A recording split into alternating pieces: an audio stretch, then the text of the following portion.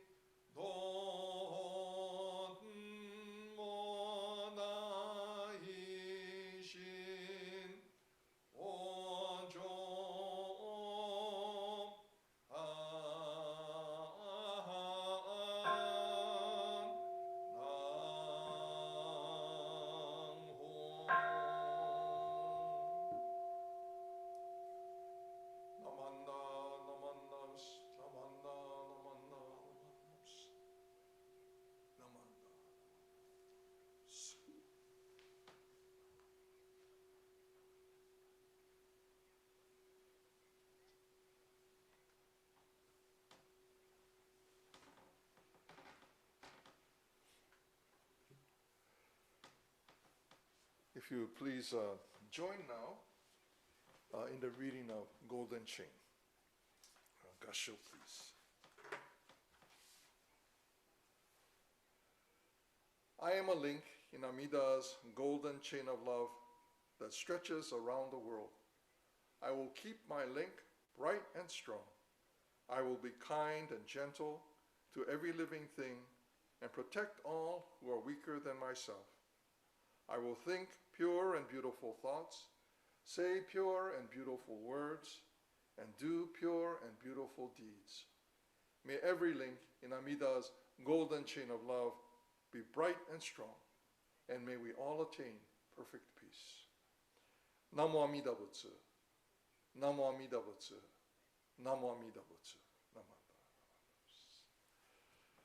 Again, good morning, everyone, and welcome to this morning's service. I'm trying to fool around with my phone because the clock in the back of the Hondo, I keep thinking I have to reset the time because it's wrong. It's not that we're an hour behind or an hour ahead. It's just wrong. It's like 8 minutes or 3 minutes fast. So I'm thinking I'm approaching the 10 o'clock faster than we actually are. And so I just wanted to make sure that I had the correct time as we kind of continue through this morning's service. Happy Halloween. Today is October the 31st. And it doesn't happen very often where Halloween kind of falls on a Sunday. It's usually, we have to make adjustments to our kind of schedule and think about and plan for our Halloween activities. And these past couple of years have been kind of a real change in how we have observed our Halloween.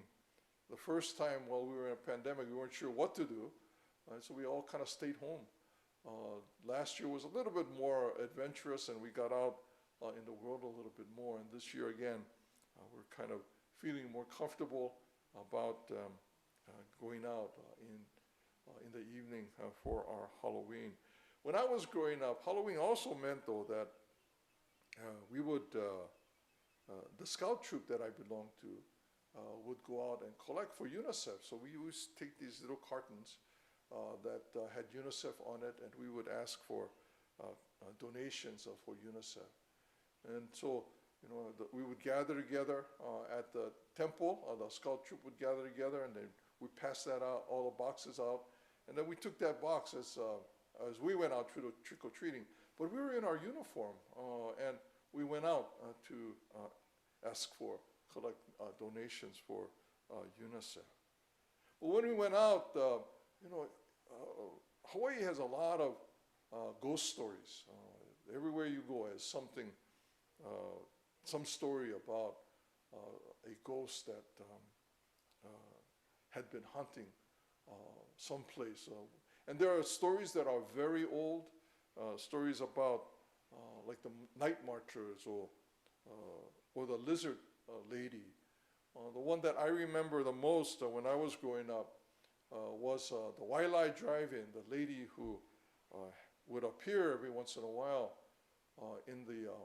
when someone was in a bathroom alone, gone to the bathroom and was there alone. This lady would appear, and it actually, the story even I remember it appeared in one of the local newspaper, people citing this lady who would appear, but would seem ordinary, but until she looked up and she had no face. And this was a story, again, that was covered in the newspaper. When the Halava, is it the Halava? Yeah, Halava Stadium was built. This was a brand new stadium that was replacing the old Honolulu Stadium that was a wooden stadium, and people would say that the stadium was still standing because of the termites all holding hands and keeping the stadium together. But when they replaced that old Honolulu Stadium and built a new Halawa Stadium, which is some miles away from the old stadium. There were stories about accidents occurring as a stadium was being built. And so they asked actually Reverend Akaka, who was the Episcopal minister of the Honolulu church, and asked Reverend Akaka to come out and do a blessing. And so they did that, and all of these accidents stopped happening. I was a part of the opening for the Halawa Stadium, and the stadium was full, and religious people, groups were asked to come and participate in the opening of this Halawa Stadium. And I was the youngest minister at the Honolulu Betsuin, and so when the request came, they said, let's go let this young guy go do this opening.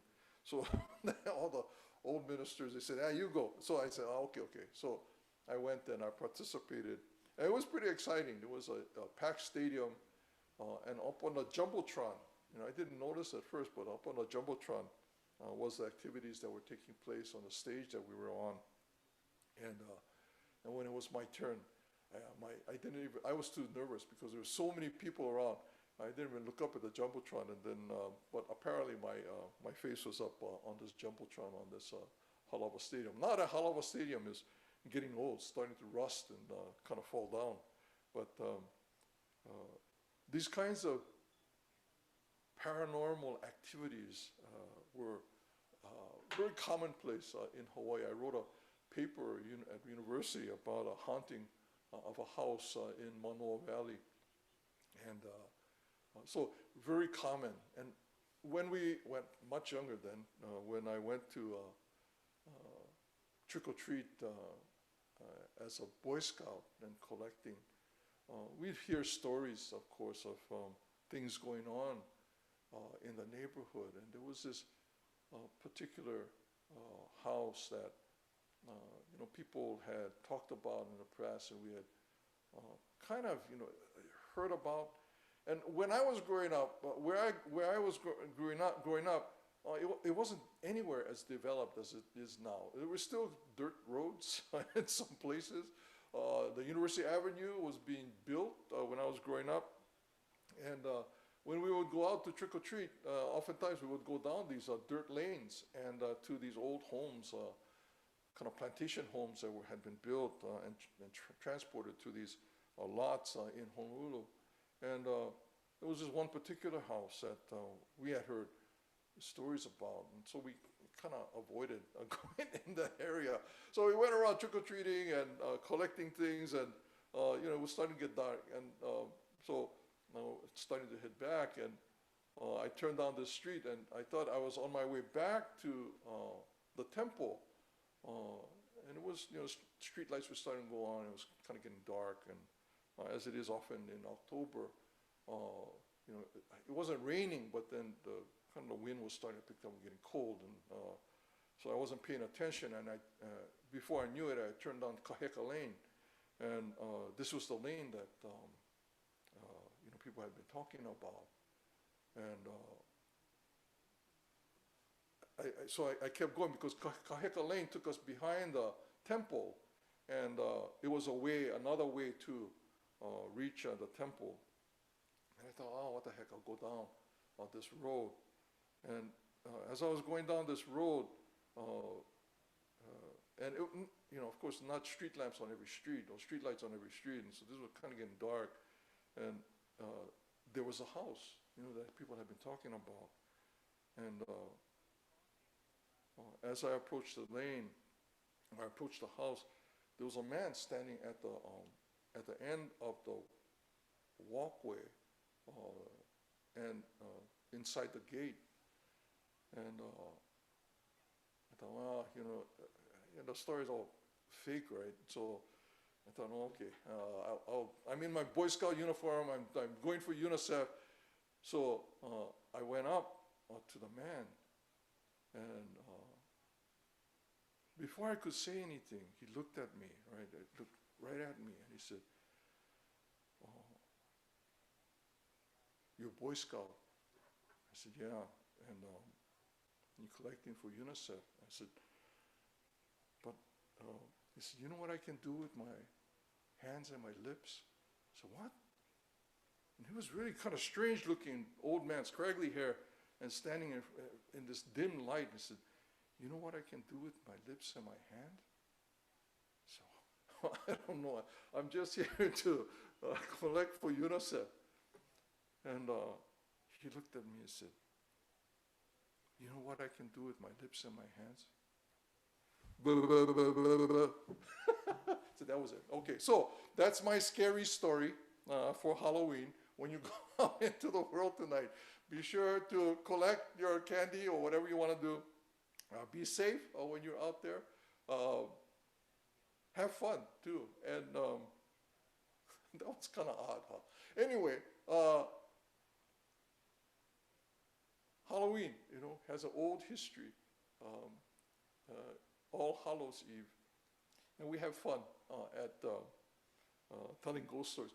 But Hawaii ghost stories, you know, everywhere. So it's a part of the culture there. There are stories that go way back, and they're fun to listen to and be a part of. I told this story at the Honolulu Betsuin many years ago. And when I was asked to be a speaker, and the title of the talk was Spam Across the Puli. Because there's an old legend that at a certain time you shouldn't have pork as you cross the puli. So that pork became spam, and the title was Spam Across the Puli. Your car, if you had pork in your car, when you crossed the puli at a certain time, at night of course, not during the daytime, because it wouldn't be quite as scary if you were passing in the daytime, your car would stop. And you would have to take out the pork or a portion of the pork and make an offering to what stopped your car. So I told this story of pork across, spam across the puli. I think it was not appreciated as much as I thought it would be when I told that story, because people didn't find it very humorous at the time. It was a serious, serious story about how the puli is a place where it's a cliff. Puli means cliff, and it's the lookout that people often go to look over from Honolulu side. As you cross the hills, you look over to Kailua and Kaneohe. But it was there that King Kamehameha defeated and was able to, one of his final battles, able to unify Hawaii under one kingdom, into one kingdom. And it was there that Kamehameha had one of his most fierce battles where he defeated his enemies. And the story is that he threw them off the puli. He forced them off the puli. And if you've ever been there, it's a steep cliff, many hundreds of feet high, and people were killed there. And so, of course, whenever you have such a tragic and story associated with a place, you have stories also of hauntings and unnatural or supernatural events taking place. Tonight, because I'm saying this, telling you these stories in a somewhat humorous fashion, tonight somebody's going to come and haunt me, because they're going to say, you did not take this seriously, and now we're going to come bachigataru, and you're going to bonk you on the head. But anyway, so if tomorrow you hear stories of me not being where I'm supposed to be, it's because I told you these stories today. Have fun when you go out, but also take precautions. Be careful when you go out tonight. Again, happy Halloween. I hope all of you will be able to join us again next week for our service next week. Hope none of you are missing and are able to come back to the service. Okay, thank you. Please join in Gassho. Namo Amida Butsu. Namo Amida Butsu. Namo Amida Butsu. Namo Amida Butsu. Thank you, everyone.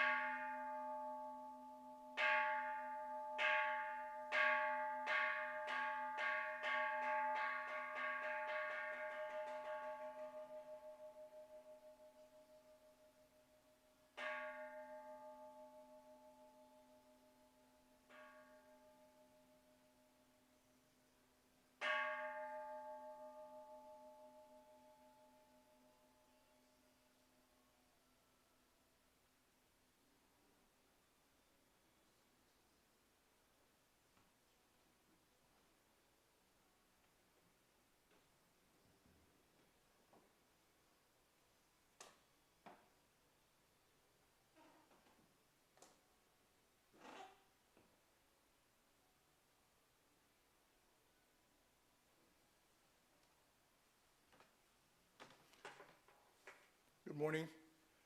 Welcome to this morning service. I hope everyone was able to participate or at least view the last week's Nembutsu Family Conference opening service with Reverend Harry Bridge from the Berkeley Buddhist Temple. If you haven't had a chance to view that service, please take a look. We don't get to participate in these services that you would normally bring together hundreds of people to participate and here together to hear the Dharma message of a minister. And although last week everything was done remotely, it still hopefully brought a sense of being connected with the other members of our Sangha, our broad Sangha, all of the temples in the Coast District participating in this joint family conference. But if you have an opportunity, please take a look at the opening service for that conference. It was the only part of the conference that we have on YouTube because the rest of the conference was in workshops and discussions that took place in those workshops. And so the only really portion of that conference that we were able to broadcast was this opening service. But Reverend Harry Bridge gave a wonderful message. Please do take an opportunity and to view that video. Again, good morning. Welcome to this morning service. We'll begin with the reading of Sambujo and Juseige. Please join us in the reading.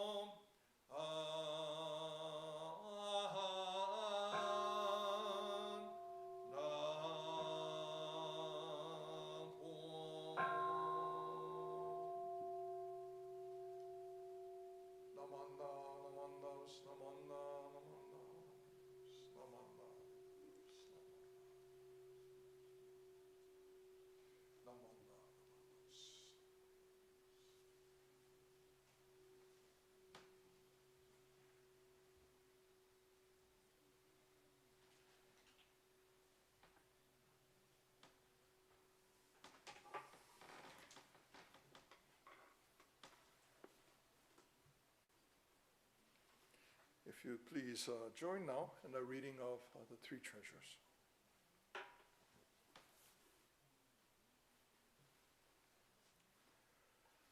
Hard is it to be born into human life. Now we are living it. Difficult is it to hear the teachings of the Blessed One. Now we hear it. If we do not realize the truth in this life, when will it be realized? Let us reverently take refuge in the three treasures of the truth. I take refuge in the Buddha. May we absorb ourselves in the principle of the way to enlightenment and awaken in ourselves the supreme will. I take refuge in the Dharma. May we be submerged in the depths of the doctrine and gain wisdom as deep as the ocean. I take refuge in the Sangha. May we live in harmony in the great assembly as disciples of Buddha and be freed from all hindrances, becoming units of true accord in a life of harmony, in a spirit of universal oneness, freed from the bondage of selfishness. Even through ages of myriads of kalpas, hard is it to hear such an excellent, profound, and wonderful doctrine. Now we are able to hear and receive it. Let us thoroughly understand the true meaning of Tathagata's teaching. Namo Amida Butsu. Namo Amida Butsu. Namo Amida Butsu. Good morning. Welcome to this morning's service. Happy Halloween for those of you who go happy Halloweening. Hopefully everyone will have a safe and a good Halloween this year. The past couple Halloweens have been quite different from what we've experienced in the past, simply because of the impositions that the pandemic have placed upon us. For our own safety, we've kind of refrained from going out, doing the kinds of things that we have enjoyed doing in the past. But again, slowly we're coming back. Not quite there yet, so we still need to take precautions. But we're slowly coming back, and eventually, hopefully, we will be able to, working together, we will be able to kind of put this behind us, this pandemic and the isolation behind us, and that we'll be able to once again gather together not as we have in the past. Certainly things will be different. We'll need to take the precautions that the endemic of COVID-19 will have placed on us. But we'll make those adjustments. Buddhism reminds us that everything is in a constant process of change. And this too is something that we are adapting to. It's things that we shouldn't be so surprised about or respond to in a way that's negative. It's just a part of who we are. So, in our society, in our culture, we should be able to look at what we are experiencing, and with a kind of a willingness to work together, we can find a way in which we can all be able to live our lives in a way that we can be happy and we can thrive and we can continue to grow. This pandemic, the past 2 years, in our experience, is something that is brand new. But it has happened in the past, whether it was the flu or the plague or whatever. I don't know if we could call all of those pandemics, but certainly affecting a large population of the world and causing a great many deaths in that. We have experienced through our human history. And now that we have the technology and abilities and understanding, we can apply that to our circumstances. We can learn from what we know, and we can apply those lessons in our own lives. And everybody kind of would like to be able to go back to the way that things were. But as we continue to move forward, some of those will return, but there will also be adjustments that we will need to make, not just for our own safety, but the safety of the people around us. And Buddhism, reminds us of how deeply connected we are with the world. We're not separate, isolated individuals who kind of live in our own world, although sometimes we feel that way. We are still connected to the world around us. Last week we had that Kansho, the family conference, Nembutsu family conference, where the theme was Kansho. And part of that understanding of Kansho is this feeling of being connected to the world around us, that we are not alone in the world, although sometimes we feel like we would rather be by ourselves, or perhaps we don't acknowledge the deep connection we share. But that Kansho, that sense of gratitude, results from our understanding of how connected we are with the world. Not dependent, but not just dependent, but how interdependent we are with the world around us. An example was given twice during the conference, I think in Harada Sensei's message and also during Bridge Sensei's message. This idea of following a meal and where that meal might come from, and to think of how the meal that we are about to enjoy is a result of the actions of many others, from the people who produce the food, to the people who bring it to the supermarkets, who put it on the shelves, who make sure that all of the things that we eat are safe for us. All of these many people that are involved in the production of this meal that we are about to enjoy. I know many of you, like ourselves, our family, we're trying to kind of get away from animal protein, and I am the worst one in the family because I'm an omnivore and I tend to want to eat everything.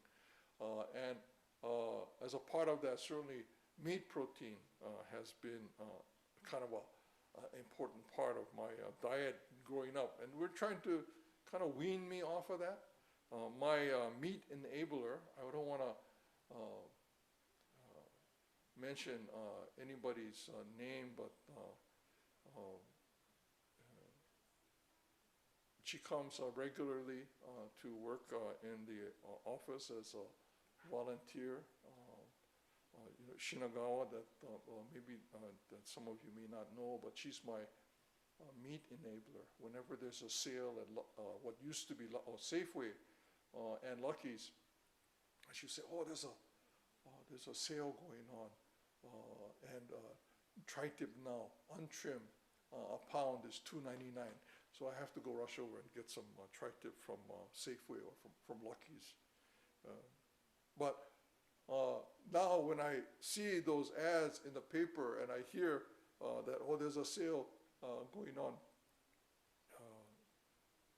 I have to have second thoughts about whether I should jump in a car and go to the sale. Because these things that I've been enjoying, how much I love barbecuing. My barbecuing has been a part of my kind of annual regular routine.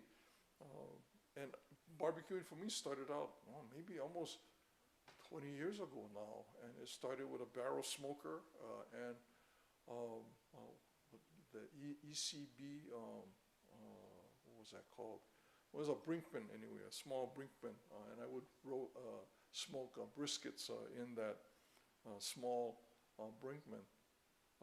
And over the years, building up to a pellet smoker now that I haven't used really in the past over a year maybe. I haven't used that smoker. I had a kind of a stick burner that you would have to feed not logs, but certainly coal into in order to smoke the meat. But so it not only does it consume something that I enjoy, but contributes to the carbon problems in the world, but also burning something that's also contributing to carbon, contributing to the carbon problems that we have. So trying to weed me off this consumption of red meat. But when we think about it, when we think about this this meal that's in front of us, and when we follow back along this long tail that this meal has, one of the things that struck me when this example was given, and I had not really thought about this before, it was also part of my, how I would describe an example like that. And what struck me was that when we talked about the animal from which our meal came from, the characterization of that animal life was that that animal sacrificed their life for us, that animal gave their life for us, so that, and so we should be grateful. And what struck me when I heard that, and again, this is something that I've said for many, many years, that I've thought about, or not thought about, but that I've used as an example in expressing gratitude before our meal. All of this life that I'm now about to consume, when I say itadakimasu, namo amidabusu, expressing gratitude for that which I'm about to enjoy. What struck me was, we think about the animal giving its life, sacrificing its life, so that I can enjoy this meal. When in fact, that life was not sacrificed, that life was not given, but that life was taken, right? Given a choice, I don't think the animal would die so that I could have a hamburger. I think when we consider the life that we enjoy, the life that we take in order to enjoy our lives, it changes the sense of responsibility, I think. It changes our understanding of how we engage the world, that we take these things in order to survive. It doesn't make us bad people, right? The intent certainly will have a great deal of bearing on the characterization of that action. But to say that it was given or that it was sacrificed kind of relieves me of responsibility for that life. It relieves me of the responsibility as long as I say, thank you for giving your life, for sacrificing your life so that I can enjoy this meal, I think frees me from responsibility. But if we think about having to take that life in order to survive, it's my action, right, that is causing the suffering of another being.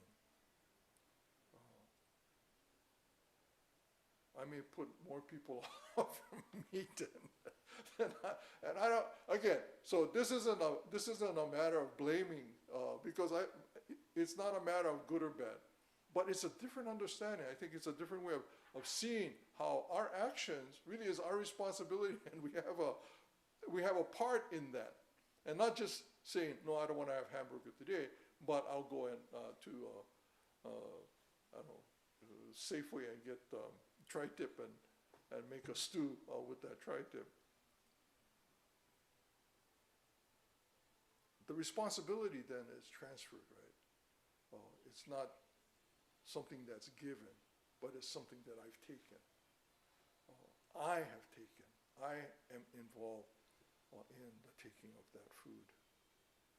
But it just kind of struck me as I was listening to these examples. And again, it's an example that I've used for many, many years. And it just struck me when I was listening to the Dharma messages last week that it isn't that they sacrifice, it's that I have taken this life. And it kind of, I think it shifts that sense of responsibility. When we consume protein, animal protein, not only is that sense of responsibility in terms of that person, that animal's life, but it's a much broader kind of a responsibility that we have, that production of that meat, the agricultural industry that produces all of these animal proteins, all these animal lives.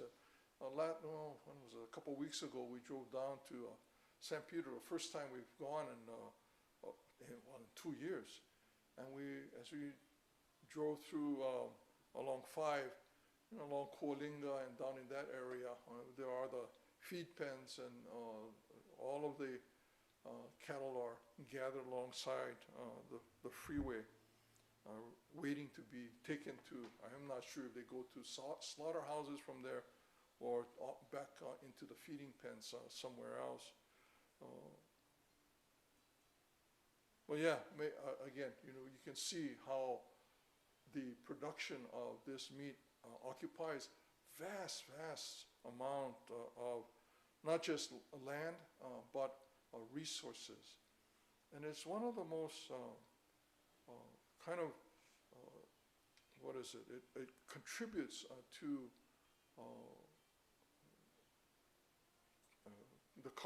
our carbon footprint, not just in the animal production or the use of fuels. Really, that really doesn't. That certainly contributes a great deal, but then in the food stock that's also used to produce food, and when you start to look at this, it kind of goes and extends very far in many directions. So soybeans, right? Soybeans are. We enjoy soybeans, right? We enjoy things like tofu or shoyu.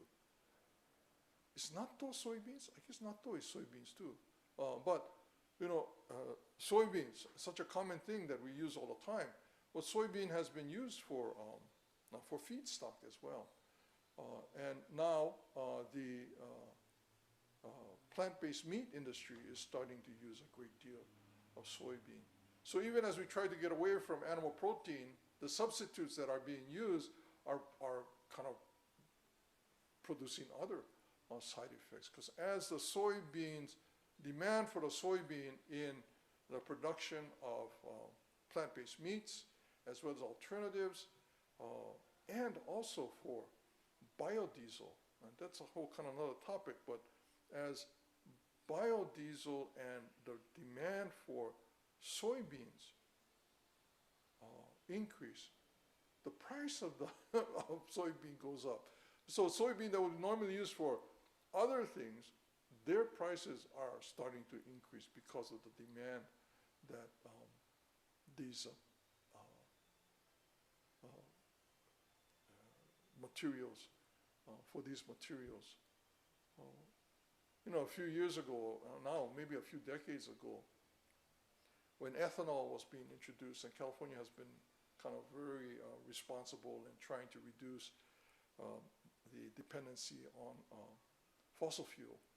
So ethanol was an area that we started to place development and resources in ethanol production. And as we placed more and more demand on the resources that produce ethanol, and ethanol, of course, doesn't just come out of nowhere, right? It's corn. Corn is being used to produce ethanol. And so as the demand for ethanol increases, production of corn has to increase, or the price will increase of corn will increase. And so it has these kind of unintended consequences. And I'm sure somebody along the way already knew that as we do this, there will be these demands that will then affect inadvertently other areas. So the production of corn oil that we would use for cooking oil, vegetable oil, these kinds of things are now affecting restaurants in the local area because their cost of cooking oil has increased because of the demands for ethanol, biofuel, and feedstock for livestock. Talk about the interdependency of things. There are consequences for everything that we do. And seemingly no easy answer for these things.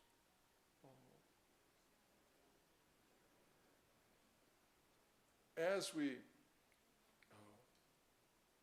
think about our relationship to the world, in terms of what Shakyamuni Buddha was talking about, that, again, I go back, Four Noble Truths, and,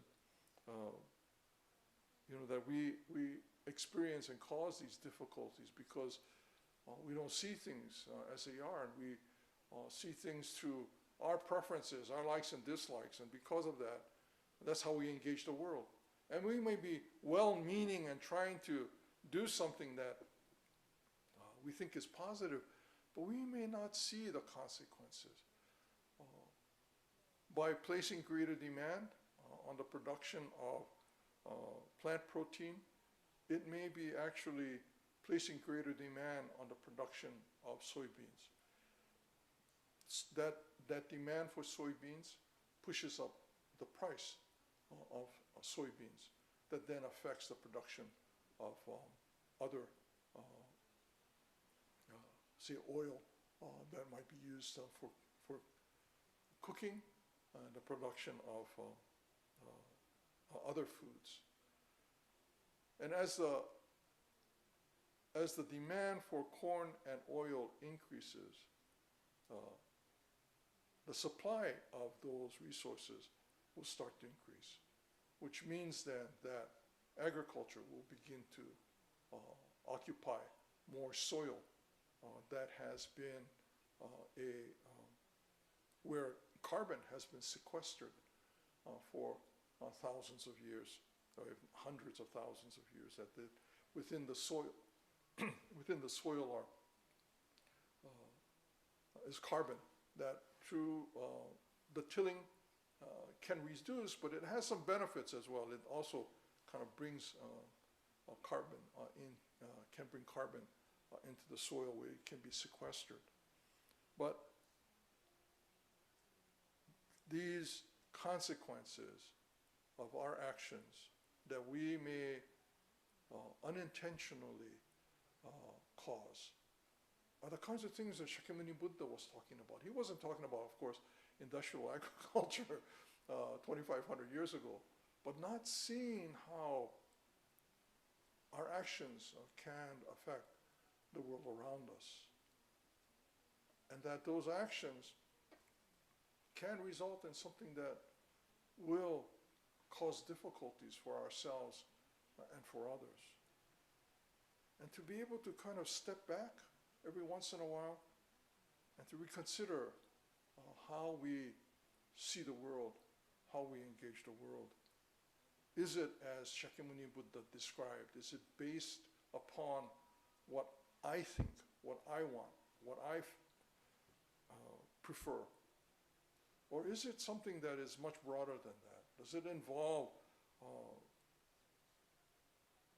others in this view? Can I take into consideration the effects of my actions on the lives of others? And I think as we look around us, we can see how if we are able to do that, it may reduce the amount of difficulties that we can cause. And we might look for solutions that will help to reduce the difficulties that we cause and experience. And of course, that's a question that the Buddhism begins with what can I do to address these difficulties? But in order to address these difficulties, we need to be able to see as clearly as possible. Until we're Buddhas, there's going to be many problems, many dead ends that we might go down. But that we are aware of that we acknowledge our own limitations, that we acknowledge that we're taking life, and not that life is being given. How we interact with the world around us can change. There's a term in Jodo Shinshu, and I'm sure it's in other places as well, but it kind of sticks in my mind. It's tenzuru. Tenzuru is to be transformed. I'm changed. I'm transformed. Not the world around me, but I'm changed. When Shakyamuni Buddha, when Shinran talks about, or Daniel talks about this transformation, the broken tile and pebbles are transformed into gold.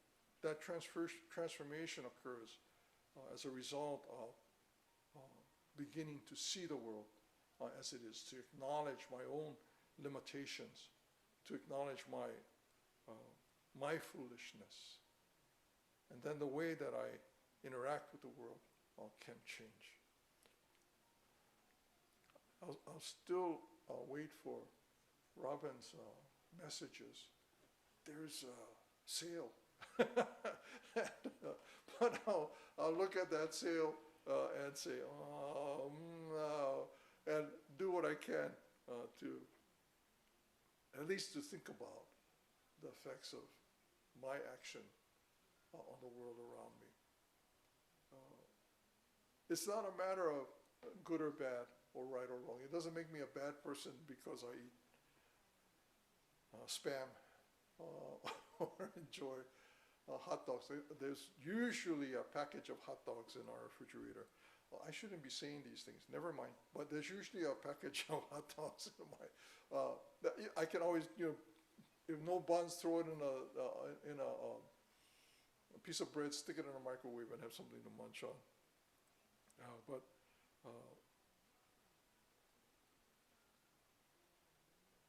if we can acknowledge how our behavior affects the world around us, then maybe we can begin to at least modify some of our behavior so that others might benefit.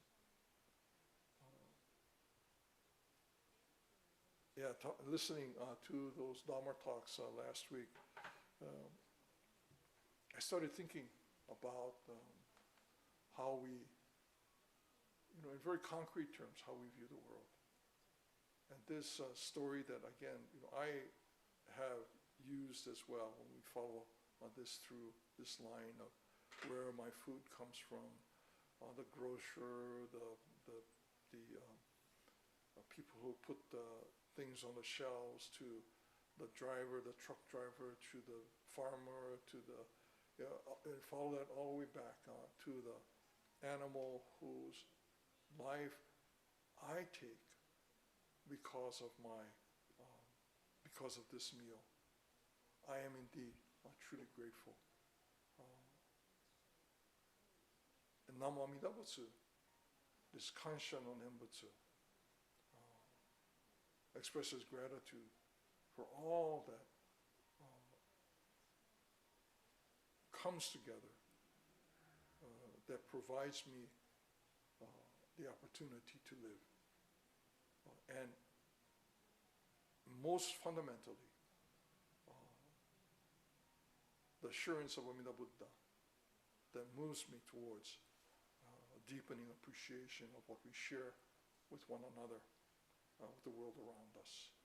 The assurance of Amida Buddha that provides for the eventual enlightenment of all beings. Okay, thank you very much, everyone. I don't know, the group that is listening to this broadcast, probably, I don't think you go out trick-or-treating, but you might be getting ready for Halloween. Little people coming to your door, knocking on your door for treats or treat. Yeah, it's trick or treat, right? But you give them treats. Don't give them a trick. Be safe. It might start raining late tonight or tomorrow sometime. So if you should go out driving, please be safe. Again, thank you very much. We'll conclude with Gatha by our choir, Betsuin choir, Ondokusan. Thank you very much, everyone.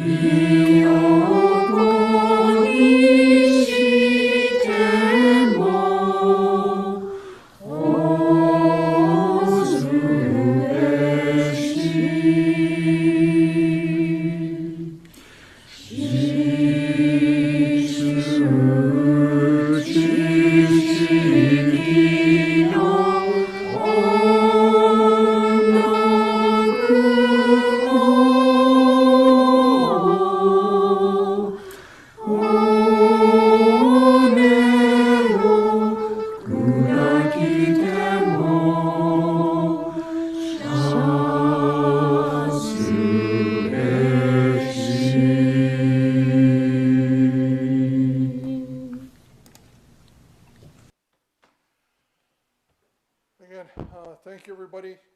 We'll see you next week. As we close, will you please join in Gassho? Namo Amida Butsu. Namo Amida Butsu. Namo Amida Butsu. Namo Amida Butsu. Thank you, everyone.